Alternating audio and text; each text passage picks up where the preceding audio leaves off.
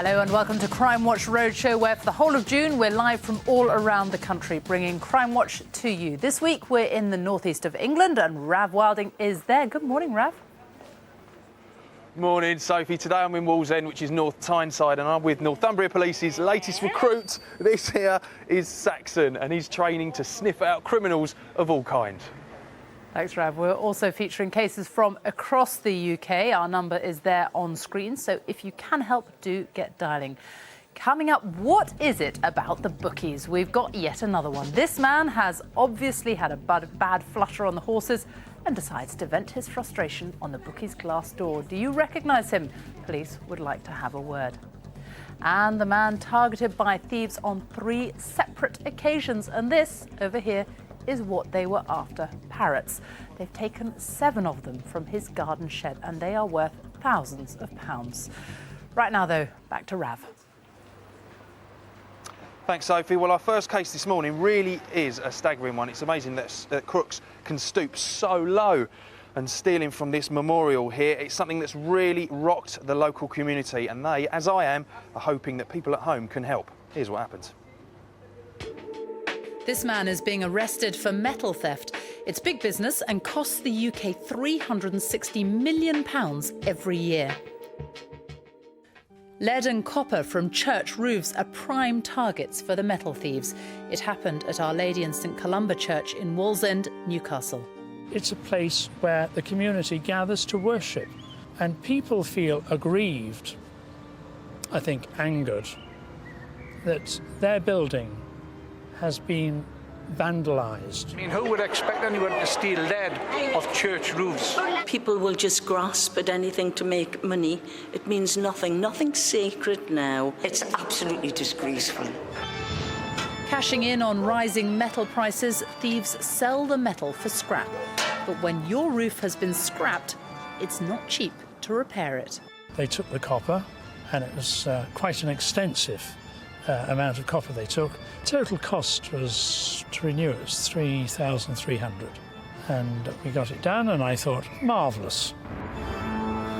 But the thieves struck again. They took the copper off this side, and that was £1,200, and we put the railings up for £280. And having targeted the church twice already, the thieves tried their luck a third time. They took the copper we replaced and we put it alto lead down. So the effort that goes into the fixing it's quite enormous. The financial cost is quite enormous. What I've just described is probably about £5,700. And the money has to be met by the people who come to church on Sundays. But it wasn't just Our Lady in St Columba Church that was targeted. Father Anthony is also the parish priest at St Bernadette's Church nearby. And here, metal thieves went for the roof several times. This is our place of worship. This is our home. This is where we come to be with one another. This is where we come to meet God. This is where we come to receive the Lord Jesus. It's not only the sanctity of a church that has been desecrated, parishioners have been left out of pocket as well. It's not a victimless crime, this, as some people may see it. It's actually coming from the public, the people who are having to use their hard-earned money to replace the metal or the metal substitutes on these buildings. Even a window pane being taken out of the church is very, very expensive. Very expensive. Yes, it has to come out of the money of the funds of the church. And when you're confronted with, a roof repair, which puts the insurance of you've got to find yet more money from the very small congregation. Well, I think it's rather sad, this is the times we're in now, that people will just grasp at anything to make money. It means nothing. Nothing's sacred now. They want to put them away and throw away the key. Coming up later, thieves went one step further when they stole plaques commemorating our war heroes. I had to look twice when I seen they were missing. It's the first time I couldn't believe it. Well, I'm with Father Anthony Donoghue now, and I've got to ask, did you manage to get the roof fixed in the end? The St Bernadette's Catholic Church had their lead stolen on a couple of occasions, and it has been replaced, and St Columba's Catholic Church has had the copper stolen on 3 occasions, and that's been replaced also. OK, but you've had to use an alternate to get it fixed, On the final, on both occasions, at St Bernadette's and St Columba's, after the lead had been stolen and the copper had been stolen, on the final occasion, we've used alto lead, which is a substitute and has no saleable second-hand value with the scrap merchants. But you've been forced to do that. We've been now, forced I know to do that. You've got some of your parishioners here. Good morning, team. Good morning. Terry, you're understandably very upset about this yourself, aren't you? You do feel this anger. You know it does happen to other places, but you never expect it to come to your own church. The places of worship. It just seems so sad that it should affect our But it's just sad that you poor people have to pay for this yourself. Yes, indeed. It takes a lot of getting the money together, you know, from our congregations. I think someone here would be better. But you've all had to chip in together to get this paid for. Now, we are really short of time, but... Yes, the difficulty is that the excesses on the insurance policies, because of the number of thefts that have taken place, have been doubled. And therefore, the cost of the repairing the whole costs more than the collections in a way. I know it's cost you a lot of money. Well, sadly, the thieves haven't stopped here, and just down the road they've struck again, and we'll be bringing you the clues, which hopefully will help you solve it. More on that later. Rav, thank you. Remember, we are here all morning, so if you can help, call us 08000 468 999, or you can text us 63399, text CW space and then your message. Please leave a space or your message won't get through. Also coming up on this morning's show, our correspondent Peter Lugg is with us. What have you got for us today, Peter? Hi Sophie, today the police need your help to catch people who've been installing card reading devices into cash point machines in order to get your card details. We have the CCTV pictures, all we need now is your call to identify some faces. Thank you, Peter. Also this morning, the theft of one man's feathered friends. Thieves have struck 3 times and stolen more than £3,000 worth of parrots. Well, John Hayward, who specialises in tracking down exotic animals that have gone missing, is here to tell us about the latest technology to prevent your pets being stolen. Plus, are you going to recognise any of our most wanted faces this morning? Here they all are. We'll let you know more about them later on, but right now, keep your eyes peeled because you might just recognise one of these criminals caught on camera. We're outside a Lloyd's TSB in Archway, London, and this elderly gentleman is about to be targeted. As he starts to withdraw money, the man on the left stoops down to get a good look at his number. His mate rushes over and helps to confuse the old fella, and they take his card. They wait until the gent walks away, use his card and withdraw 500 quid. How low can you get? Do you know them? Let's get them off the streets. This bloke smashed the main door to gain entry to this building in North London. As he prowls the corridors, he walks past a group of people in one of the rooms, but this doesn't stop him. He gets away with nothing this time, but it won't be long before he does. We'd like to find out who he is. He's dressed scruffily. Maybe he sleeps rough. Give us a call if you recognise him. Staples in London's Old Kent Road, and this geezer's after a laptop. Determined, he pulls and tugs at the wires until he gets it away from the display. By the way, if you're watching this on your new laptop, mate, I can recommend a really good website, crimewatch.co.uk, and you're featured on it. Texaco Garage forecourt in London's Caledonian Road, and these 3 can't resist the temptation of an open taxi window. One of them cycles past, leans in and takes off with the cabbie's sat-nav. He's lost without it, so help us navigate our way to their front doors. Another day, another loser, and this man decides to take out his frustration on the glass door of this bookies in Stockwell, London. He kicks the door so hard it cracks the glass, and he's proud of his work. Well done, mate. Take a good look at him. Who is he? We need a name, please.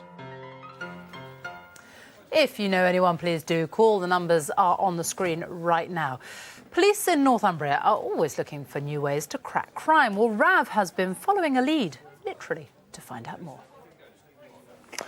I'm here in this disused warehouse to meet a very special type of law enforcer of the four-legged variety. Baz is a highly trained firearms dog and he's about to go through his paces in this carefully coordinated training exercise.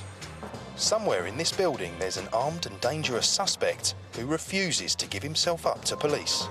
What we're going to do is use the police dog Baz to systematically search the corridor and locate this hidden person. He's fitted with a head-mounted camera that allows firearms cops to use a remote monitor to get a dog's eye view of a situation. Is that all the That's kit all the that dog Baz would wears. have to carry? That's what the dog will wear. I've got the heavy bit at this end. And then this would be your monitor, would it? This is the monitor. It's a small black and white screen. I mean, that's fantastic, isn't it, to be able to see something of that quality. And a trained dog such as Baz would go in with the camera before any officers go in, and you could actually watch that remotely from a safe location. Exactly, that's it. That's the idea. That's what I say. It's mainly safety. Safety for the officers. It's also safety for the person hiding up as well, so he's not confronted immediately with armed police officers.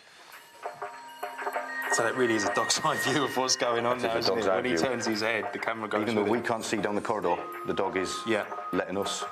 Left. Get in. Get in.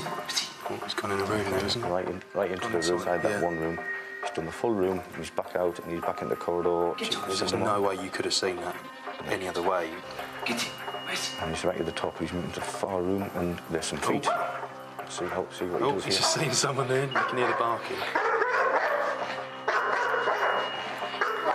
So that continuous barking to Gary would indicate that the dog has found somebody. Even if I didn't have the camera now, I would know that. So you can hear that barking, it's suddenly... Gary knows that the dog has found the dog, but we can also see it on the camera as well. Yeah. It's got in the corridor. I want you to come out and I want you to do it slowly. I want to see your hands first, do you understand? Come here. If we're lucky, the Do it dog slowly and do it now. the dog might turn and actually look at him when he's walking, so we'll be able to see if he's got a gun or anything like that. Oh, fantastic. So there's a nice shot of the criminal there. I want you to walk back towards me, but you need to look at the dog at all times, do you understand? Do that now.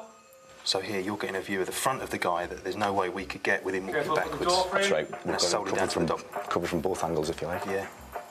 Turn to your right. Put your hands on the wall. So he's brought him forward to a safe distance now. Probably just past that in the door there. Next person not to speak to you be a firearms officer, do you understand? Stay there, don't move, don't make any sudden movements, otherwise the dog will attack you. Do you understand? Yes. Come. And that's basically the end of the dog handler and the dog's role within this scenario. What would happen now is the firearms team would move in, secure the person, search and make sure he had no weapons on. They would then have to make a systematic search anyway, just to make sure there's nobody else in the building. But that's it as far as we're concerned. Evidence is captured on camera. Now, although I wouldn't fancy playing hide and seek with him, Baz here really is a top dog. And if there's any crooks out there who fancy their chances, you've been warned. Well, with me right now is Sergeant Dave Surtees, and unless he's shrunk in the rain, you've got a different dog there. Who's this? I have, yes. This is the latest recruit to the Northumbria Police dog section. It's Saxon. He's a 12-week-old German Shepherd puppy. Oh, now, you're going to be training him up, and what's the ultimate goal for Saxon going to be then? The ultimate goal for Saxon is to, in about 12 or 15 months' time, to go on a course and become a police dog, a fully fledged police dog. So I can practically hear everyone at home going, oh, at the moment. But you've been working with dogs for a long time, haven't you? And you've got any success stories for us? I have actually, yes. In fact, one of my dog handlers, who that film that you've just seen, was the one acting as a criminal, hiding up for the dog. He received the award last year from Crufts for good police work, where basically him and the dog did a lengthy search to find a woman who'd gone missing, having tried to self-harm. The dog located her and she was taken to safety and made a full recovery. Oh, fantastic. Now, you'll actually be bringing Saxon up yourself. It's not a case of just turning up at the police station and booking a dog out for the day, is it? No, it's not. Saxon is part of the family. He lives with me. He has his own little kennel in the garden. At the moment, he lives with my bigger dog, and they get on very well. So what makes a puppy like this into a fully trained police dog, then? What do they have to do? It starts now. Socialise the dog, take him to different venues to get him used to different floor surfaces, different types of building, introduce him to other people and other dogs as well. Throw in items of property for him so he gets used to picking bits of metal up and stuff like that. And then in 12 months' time or 15 months' time, he will go on a 12-week course where we will teach him the stuff that you see normal police dogs doing, biting criminals, chasing after criminals, searching premises and stuff like that. Excellent. Well, excellent, and good luck with the rest of your career, Saxon. He's certainly not shy of the TV cameras anyway. Back to you in the studio, Sophie. Oh, very sweet. Now, we have made lots of progress this week on a number of cases. Thanks to an eagle-eyed viewer, one of our wanted faces we showed you 2 weeks ago has been arrested and taken back to prison. Last week, you'll recall we made an appeal for 2 men who were posing as office cleaners. Well, the only thing they were emptying out were people's wallets. Following our appeal, one of the men has handed himself in, but we're still on the lookout for this man. If you know him, you know who he is, do let us know. Also, some interesting leads from yesterday's show. We've had calls about this lot here, a gang who used distraction techniques to steal from local shops. Well, we've had names and a potential address already. We've also had callers who think they've had a problem with the same gang, but in different parts of the UK. So we will keep you updated with any more information that we get on that one. Now, let's have a look at some of our most wanted faces. Do you recognise any of them? They could be hiding somewhere near you. Number 1 here, this is Duc Tang Nguyen. He is wanted by the Northumbrian police in connection with conspiracy to cultivate cannabis. If you know where he is this morning, do call us. Number 2 here, 50-year-old Walter Brian Howe. Howe failed to appear at Newcastle Crown Court on a burglary charge in 2003. He's now on the run, and Northumbrian police would like to find him. Do you know where he's hiding this morning? Number 3, Amir Saman Bezadian. He is wanted in connection with a theft that took place at his previous workplace back in December 2007. He's on the run, and police would like to catch up with him. And what about this one? Do you know where this man is hiding? He is Christopher Cuthill, and he's wanted in connection with the theft of a car from Baroness Drive in Newcastle.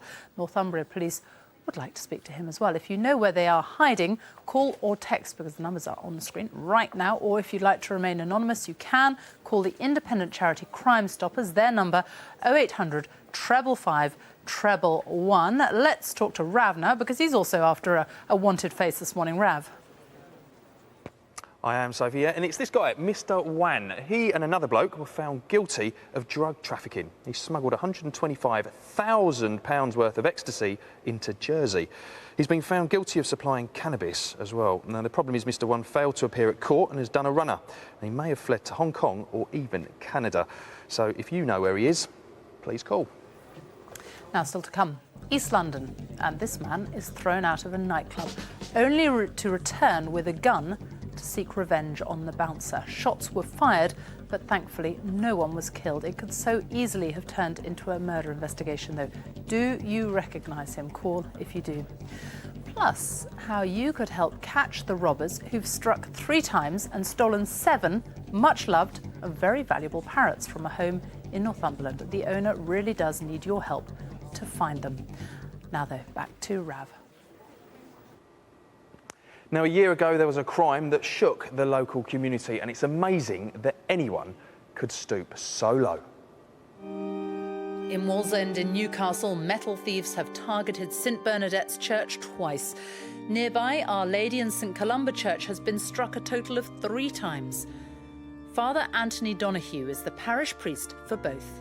They took the copper, and it was quite an extensive amount of copper they took.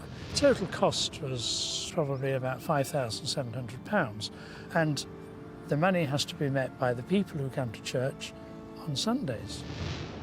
But it's not just Wallsend's churches that have been targeted by the metal thieves.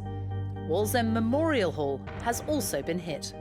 There were plaques from Swan Hunters and Wigham Richardson, 2 of the local shipbuilders. These plaques were for the people who died during the Great War and the Second World War.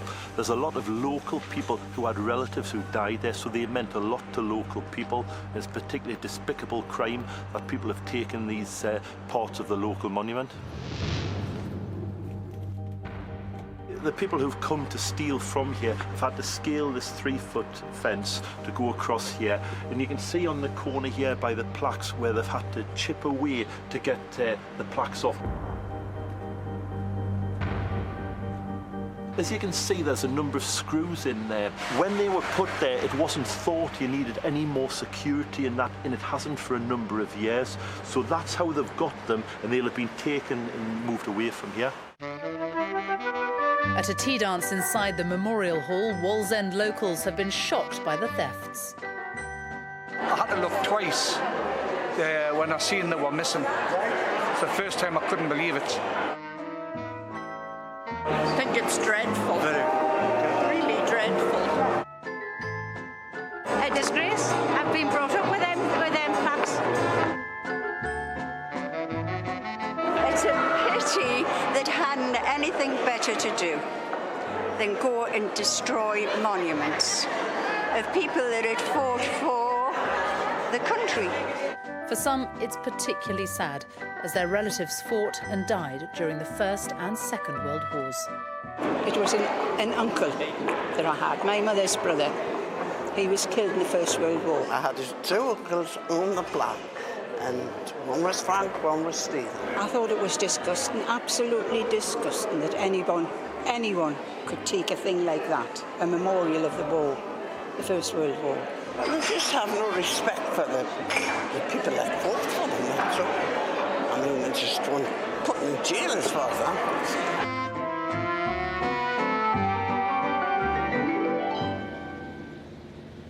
And with me now is Councillor John Hunter. John, it looks like those names are lost forever, are they? Well, we thought they were at first, but the local history society came up with a couple of photographs which we've managed to take the names off. So it's helped us tremendously. So there's almost a glimmer of hope there. You've done a massive amount of work and you might have been able to trace these names. Yes, it looks like we've done it. Well, it's so close, it could have been lost forever. Well, we've got Bill and Joyce here. Now, you use this hall all the time. This is a big centre of your social network, isn't it? You do a bit of dancing here. It is, yes. And this has really bothered you, hasn't it, that this has happened? Yes, it's shocking to think that anyone would do things like this. Yeah. Really dreadful. The worst thing is it seems almost completely pointless, doesn't it? It does, doesn't it? Yes. I think in all of conscience, the conscience should prick them and they should bring it back. Yeah. That's what should happen here. And that's what you feel. You see how it affects everyone around here. No one can believe that they've actually done this. So that's it. Let's talk to the officer who's dealing with it. His name's Inspector Mick Todd, who you've seen from the bill. Mick, I can understand that people would steal perhaps large amounts of metal, but this doesn't seem that much. So why would they do it? Well, the theft of metal is strongly related to the price you get for scrap metal. So although it may not have been the actual plaques that they wanted to take, it's a fact that they were made out of brass. That's worth a lot of money, scrap metal, and it's worth thieves taking it. Now, I know your work's going to be cut out, but have you got any chance of finding them? Well, we certainly hope so, because they're very distinctive. As we spoke before, there's names on there, and there's things that we'd be able to recognise. So we are hopeful of getting a good result. Excellent. Now, there are memorials like this up and down the country. Is there any advice you could give so they're not victims themselves of this sort of crime? Yes, well, in particular with these, but metal thefts in general, it's about getting extra security, whether it be CCTV, extra doors, extra locks, things like anti-claim paint, and also something like smart water where you can actually mark the metal. But mostly it's about being vigilant. Okay. If you see something that you think is out of the ordinary, untoward, please contact us. OK, strong words. Well, I agree with Mick. If you can help, please call. Ralph, thank you very much. Time now for some more criminals caught up to no good on CCTV.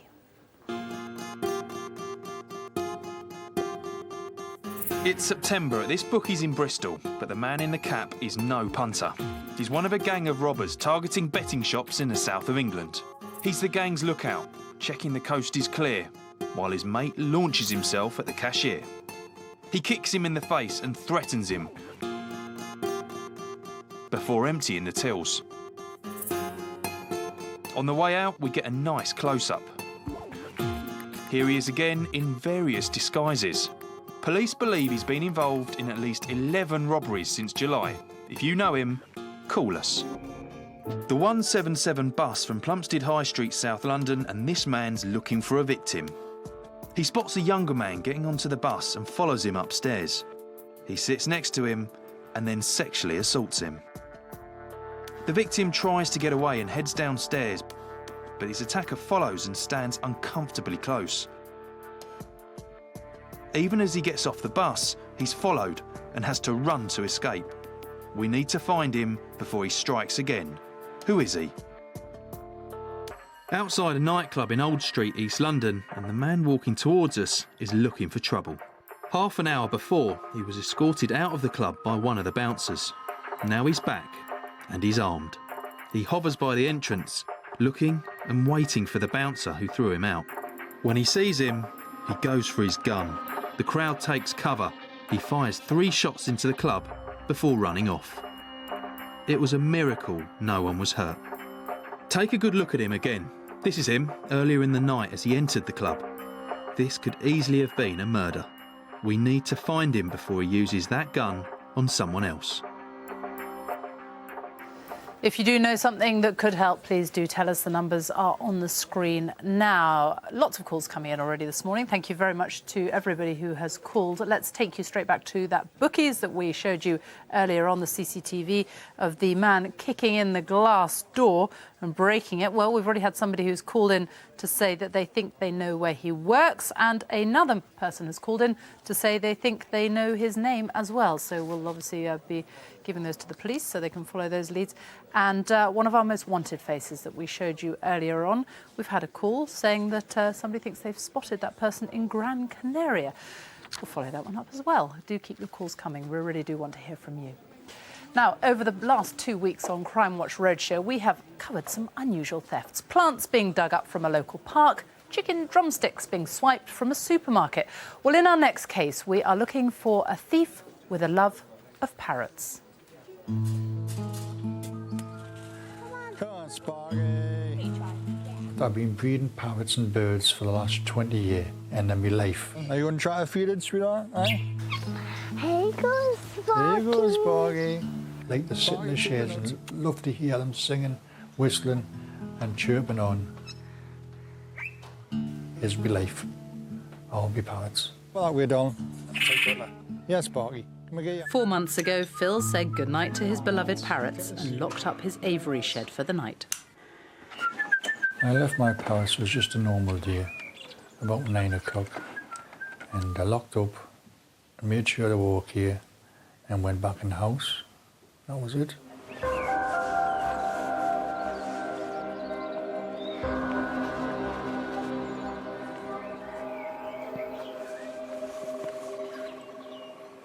As Phil and his wife relaxed in front of the TV that night, they had no idea what was happening at the bottom of their garden.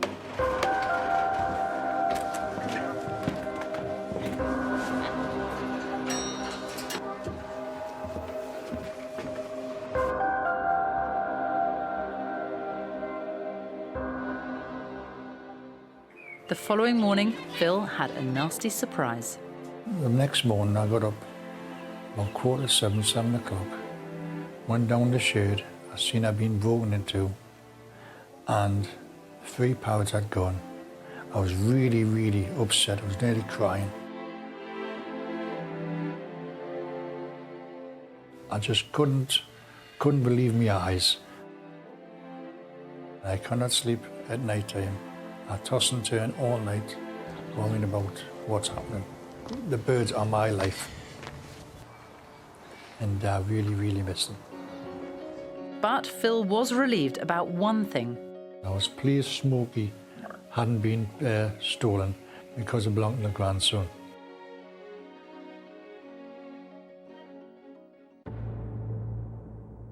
Little did Phil know that a month later he would wake up to a worse fate.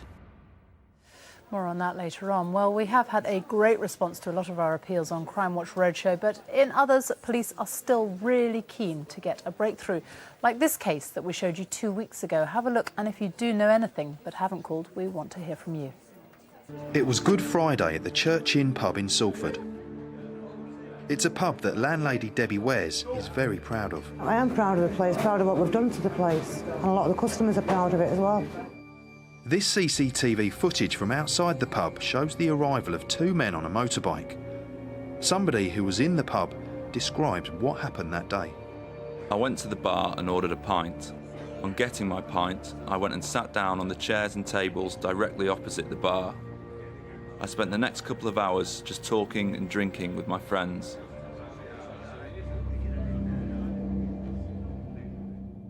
I saw 2 people enter the pub. Both appeared to be wearing biking clothes and both were wearing gloves. It was all dark clothing. They both had motorcycle helmets on.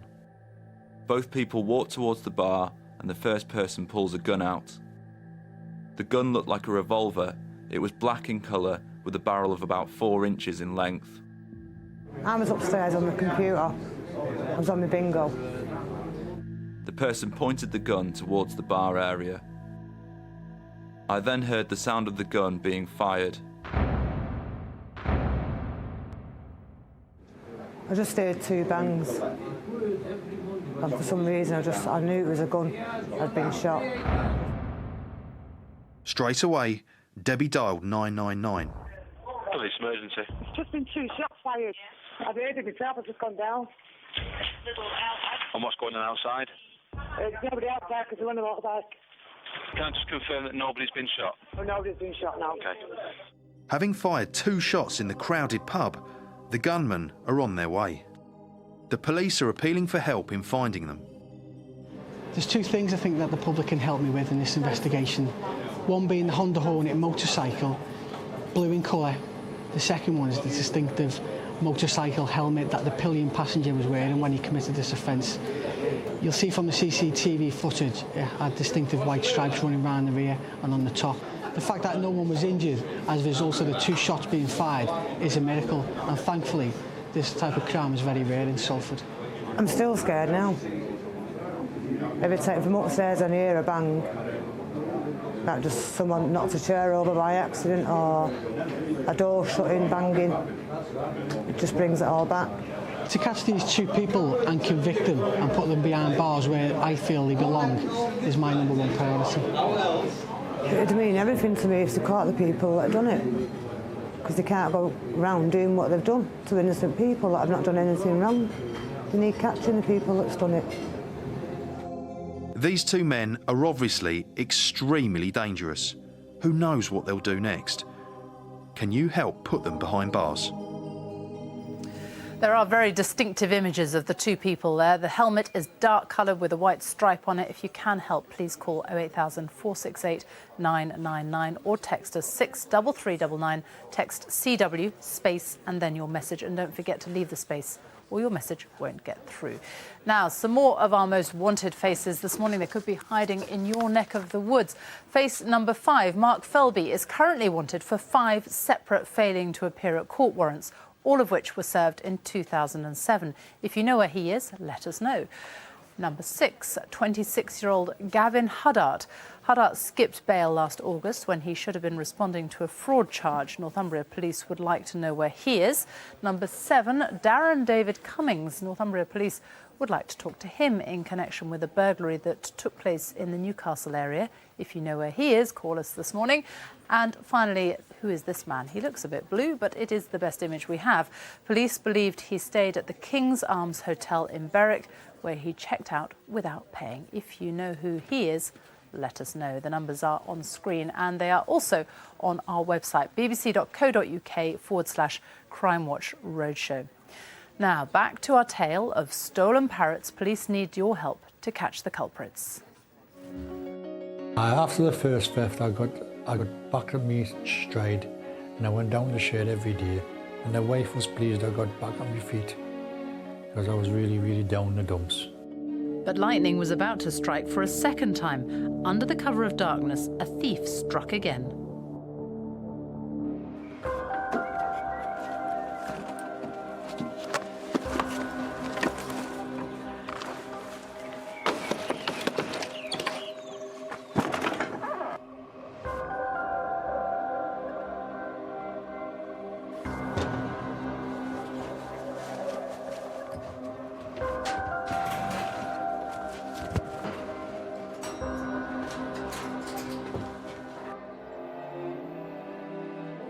When I went in the shed, I instantly seen those 2 parrots gone. Smokey and Chalky was gone.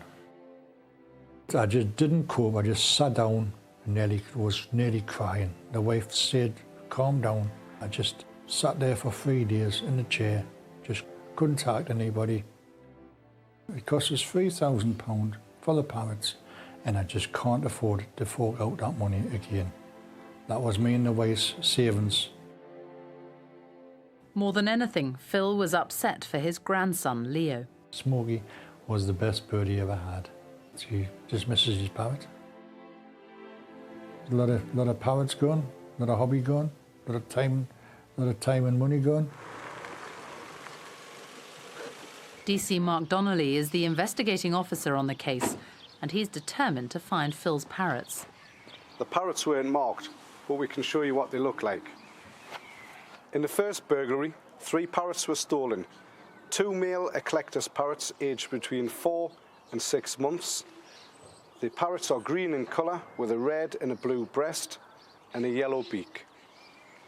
They also stole a blue-fronted Amazon parrot. This parrot is mainly green in colour with a blue, white and yellow head. During the second burglary, they also stole another blue-fronted Amazon parrot and also a grey African parrot. This parrot is mainly grey in colour with a red tail. The 2 blue-fronted Amazon parrots were called Smokey and Chalky. They both spoke and said hello, how are you doing, and made a great impression of a telephone. If any person got Smokey, please can you give us him back, just to let my grandson feed it and water it and put a smile back on his face. Well, would you believe it? Since we filmed, Phil has had another 2 African greys stolen, taking the total now to 7. Well, with me in the studio, I've got some parrots, similar to the ones that were stolen, and John Hayward from the National Theft Register joins me as well. Good morning. Good morning, Sophie. Is it unusual for parrots to be taken like this?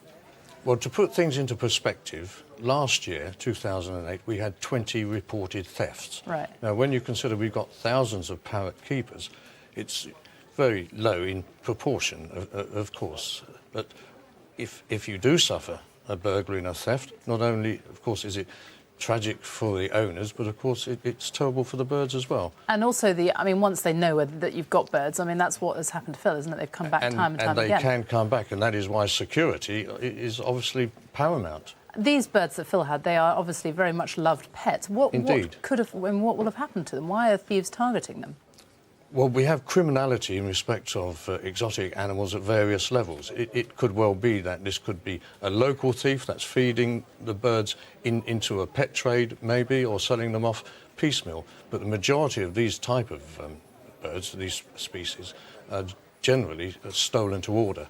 And they could go into a receiver who is building up a breeding programme, and of course it's a bit of a black hole. Now, 2 of the parrots that Phil has lost were like this one down here, when they African greys. They had rings on. Absolutely. So they should be pretty identifiable if somebody finds them. They are positively identifiable as long as the rings stay with the birds, as long as the rings aren't taken off. And this is the crucial thing for people who've got pets or very valued animals like this. You must get them marked. It is absolutely essential that all pets, parrots in particular, should be positively identifiable at all times, either with a ring round the foot, preferably also with a microchip inserted by a specialist avian vet, and that stays with the bird for life, basically, because where we deal with instances of theft like this, the first question the police always ask is, what does it look like, and can you positively identify it? Yeah. So rings, microchips, blood samples can be taken, again by an avian vet for DNA profiling, but every animal should be positively identifiable. Well, they're very beautiful. Lots of things you can do to protect them, though, if you've got animals like that. Thank you very much, John. Thank you. And if you can help find the parrots, you can call us now. These are the actual ones that were stolen last week, and these 2 are wearing identity rings. The numbers of their rings are on our website right now, so have a look at those if you think you can help. bbc.co.uk/Crimewatch Roadshow. That is the website address. You can also find out more tips on our website about how to keep your pets safe. Now, though, time to catch up with our correspondent Peter Lugg, who's on the trail of cash point thieves. Well, thanks, Sophie. Today we're after people who've been tampering with cash point machines in the Tynemouth and Wallsend areas. I'm with DI Paul Young. Paul Young, can we go into what's been going on here? What incidents have you had? Yeah, we've had 2 incidents where an ATM's been attacked, as you mentioned, one High Street West Wallsend and also one in Tynemouth. Both Barclays banks and both of the ATMs have been interfered with. Now, you talk about attacks on these machines. Technologically, what do we mean? How are they interfering with them? Basically, what the thieves are doing, they're trying to remove the fascias from the ATMs, replace them with their own fascias in order to read the cards which go in. It's known as skimming, where they take the details from your cash point card and then utilise them and clone cards in order to use those. And presumably they hang around somewhere to recover that data? Yeah, they'll be nearby. They'll get the data and then basically use those details to use their own for their own devices. Yeah. Now, these machines are in public places, like this precinct. There are cameras around. How do they get away with it without being spotted? Unfortunately, the two attacks that were perpetrated on the 10th of June were both overnight. Well, in the early hours of the morning, it was approximately 2 a.m. here in Wallsend. We don't know exactly what time in Tynemouth, but it's during the hours of darkness, so presumably there weren't a lot of people around at the time. OK, let's have a look at those CCTV images. Can you go through the description again that you've got, Paul? Yeah, we've got two young males, both in their 20s, both with short dark hair. Both, as you can see, have got light hooded tops on, jeans and trainers. Very good CCTV images, and I'm sure some of you will be able to recognise these men. Let's hope so. Now, everyone uses these machines. Is there anything that you can spot that makes you think, yeah, this has been interfered with? There's nothing specific other than if you're suspicious, if you think that the machine doesn't look right, if the slot that you insert your card in just doesn't feel right, doesn't look right, then immediately I would inform the bank. Certainly don't use the machine and get in touch with the police as soon as possible. Paul, thank you. So I suppose the message is if you notice anything dodgy about the keyboard, be careful when you're using the hole in the wall. Sophie, back to you. Peter, thank you very much. Lots of calls coming in today. Thank you very much. We've had a couple of our wanted faces, the name and location of one of the wanted faces we showed you, and also a sighting of another of them. A policeman's called in with a possible name and location of the guy who we saw in CCTV grabbing money from a betting shop, and also the armed robbery in Bristol, also CCTV that we showed you. Somebody has called in who thinks they know who the gang lookout was waiting at the door, and another person called in just now who has given us a name who they think it is the armed robber carrying out that raid in Bristol. Keep your calls coming. And Rav, tomorrow, what have you got for us? Out in the Northumbria countryside, tackling rural crime. Lockdown commences now. Commencing now. So let's hope it's exciting, Sergeant. That's what Rav's doing tomorrow. Exciting it is. We'll have plenty more on that. We'll also have the case of a nightclub owner robbed of his takings on the way to the bank. He was almost blinded by the attack. We have some extraordinary footage. Join us tomorrow, 9:15. Bye-bye.